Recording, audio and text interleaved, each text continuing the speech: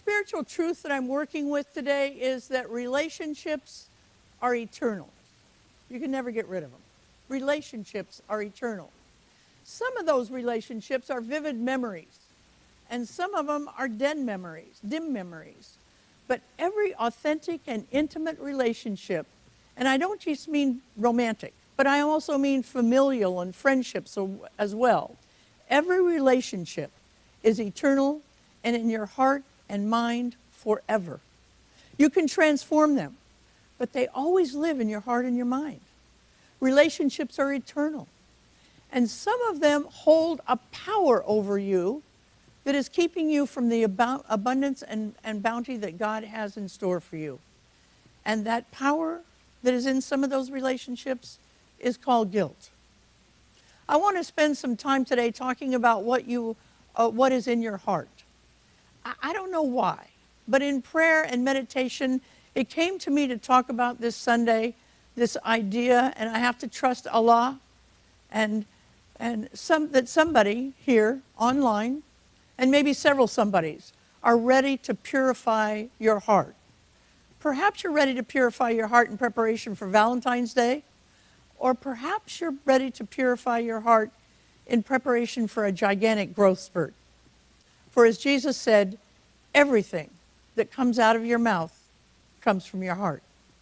If nothing else, we're going to stop saying, wow, where did that come from? I don't know what got into me. It didn't get into you. It came from you, from your heart. That remark, that behavior, that thought that hurt somebody, it's not a secret anymore. It came from your heart. It's not a time to shame ourselves. It's a time to do some heart housekeeping. We take seriously the words of Solomon, who said the most important thing he was ever going to say was this: to guard your heart, because it's the wellspring of life. It's the source of your success and the source of your shoulda, woulda, coulda successes. Let's learn how to guard our hearts. Let's teach our children how to guard their hearts so we can step into a bigger arena of life that you were destined to play in. Today I want to talk about a heart disease that grips everybody at some point or another. And if it's not dealt with, this heart disease will put you on life support. You may be kept alive, but you will not hear the music of life. That's the disease of guilt. A good way to think about guilt is to think about the debt-debtor relationship.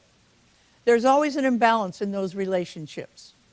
You know when you owe somebody money and you run into them, and you may have a conversation about the weather or the Super Bowl or Trump's impeachment, but you're both always thinking about the money you owe them. It causes an imbalance in the relationship. Guilt says this. It says, I owe you. I've done something to you. I've wrecked your home. I stole something from you. I didn't show up when I was supposed to. I lied to you. I gossiped behind your back, and now I regret it. Guilt always says, I owe you. We even have terminology for it. When we wrong somebody, we often say, whoa, I owe you an apology. When you hurt someone, when you trespass against them, whether it's mild or mean, there is something inside of you that recognizes you've created a debt-debtor relationship. And you say things like, I feel like I want to make it up to you. Debt-debtor relationships never feel good because indebtedness never feels good. You know in your heart that you look at something, that you took something that doesn't belong to you. Guilt in our heart is experienced as weight that we carry around, and it drags us down. Now remember, your heart is the wellspring of your success, and we've just dragged it down. It's operating slower because of that weight. That's why when we openly deal with a situation that causes us to have guilt, we often say, I feel like a weight has been lifted off me. I feel freer. I feel better. Now here's the part we don't anticipate.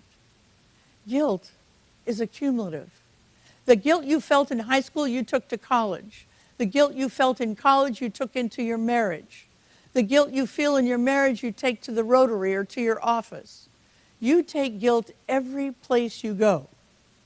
Guilt is gnawing at your heart, and it will impact the way you relate to people, and it will impact how you deserve to feel.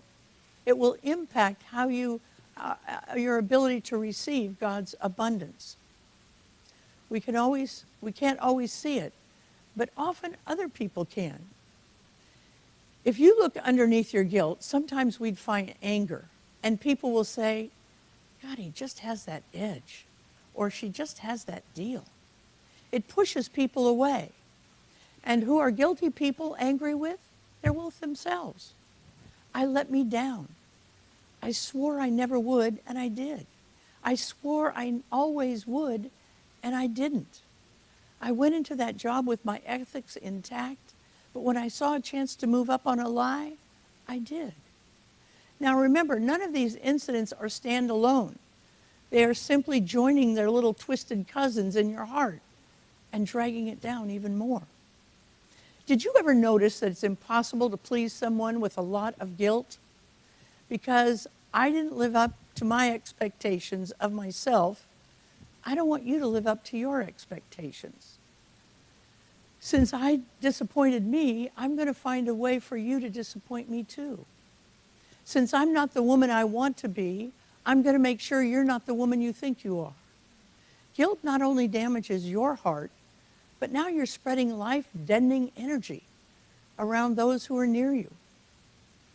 Now, there may be some of you who are thinking, well, I have a lot of guilt, so there's not much I can do about it. I'll just have to carry it around with me and do the best I can. I'll just have to keep it to myself. But here's the thing. You can do something about it. And if you don't, it will spurt out. You'll never hide it. It will always get in the way of your success. It will hold you back. That which is in your heart is the wellspring of life. And you were born to have a life of abundance and joy. Guilt is a heart issue. Guilt grows in the darkness, but it shrinks in the light. The problem is that the very idea of bringing actions that cause us guilt into the light of our own mind, let alone the mind of another, is too embarrassing or even too painful to consider. There are two ways to deal with guilt. The first one is to pay back what you took. If that was a lawnmower or money, maybe. But sometimes that's not possible. How do you return a reputation? How do you return a first marriage? How do you return the fact that you weren't there for your kids from the ages of 12 to 18? How do you return things that happened to you years ago? If you can, do it. But the other way is to ask people to cancel the debt. And both of these require us to bring our debt into the light. Ernest Holmes teaches this: there is nothing to heal, only more God to be revealed. Bring on the light. This requires us to do something called confession. The Catholics had this right up to a point, and I'm going to get to that in a minute.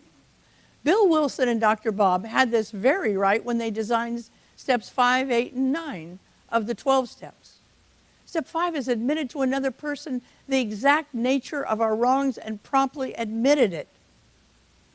People in recovery from the disease of alcoholism know better than to wander around with too much guilt in our heart. The guilty heart is a thirsty heart, and it's looking for a high to cover up what's eating at them. Step 5 brings it first into the light, admitted to God, to ourselves, and another human being the exact nature of our wrongs. Now, look, you don't need to be in recovery to make use of this wisdom. My experience is that it's not hard to admit to God you screwed up. In fact, for many of us, it's gotten a little bit too easy. Yeah, God, it's me, Georgia. I screwed up again. Bygones, bygones. When I say Catholics have it right up to a point, I'm talking to the anonymity of it all. It's still good. When I was going to confession, I did feel lighter when I told the priest my sins. But I was grateful he didn't know who I was, and I didn't really know who he was. All of us who are Catholics have confession stories. But the one I love best is about the young teen who goes to confession and he says, "Bless me, Father, for I have sinned." I've been hanging around with some loose girls lately. And the priest said, oh, was it Mary McCarty? No, Father. Was it Sally Bowman? No, Father. Was it Clarice Deaton? Oh, no, Father. So the kid gets his penance and he goes out of the confessional and his friend is waiting for him and he said, how'd it go? He said, okay. He said, I got 5 Hail Marys, 2 Our Fathers, and 3 great leads. So confession is one thing when it comes time to tell another human being that I have guilt around something I did or caused to be done. That gets a little tougher. See, practitioners on our website are there to be called by you for this very person. These are not anonymous hearers of your confession. They are loving beings of light who will not judge you. They won't advise you. They won't try to fix you. They will simply listen and pray with you to release the guilt. Now, if you can't find somebody you don't know who to call me. Call the office Tuesday through Friday, and I will recommend someone. And you just call them up and say, hello, I am so-and-so, and I want you to hear my confession. Will you do that? The practitioners are there for you. But the most important step is found in step 9, which is made direct amends to people I've hurt whenever possible, so except when to do so would injure them or others. Now, take care here. Don't hide behind that last phrase. You want to make space in your heart for the good that you are bringing in, so be clear. You injured someone with your behavior, not with your confession.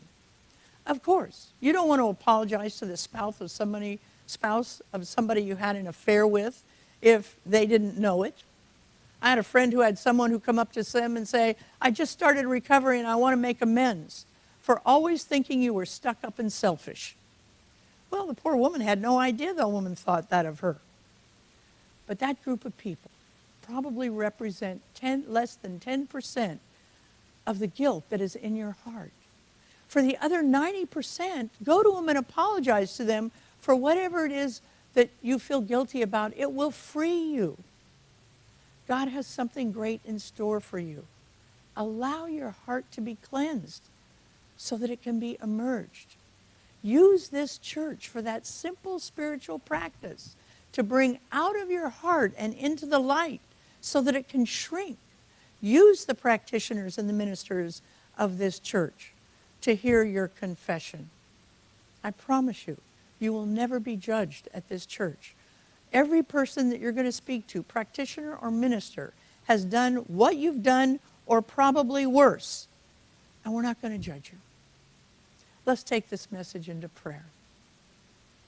This message that really was a pre-Valentine's message. Next week I'm going to talk about love. But in order to have love, we've got to get rid of anything in the way of our love. So let's go within for a moment and know that the presence of God is always with us. Every time, all the time. Never leaves us. I thank God for that. I thank God that I know, and know that I know, that God is always with me. Walking with me and in me, as me. I give thanks for that. Because when I'm in the consciousness of oneness with God, I walk a little taller, with a little more self-confidence, with a little less fear. Because I know that there's a power within me that I can use for good. I release this word into the law, and together we say, and so it is.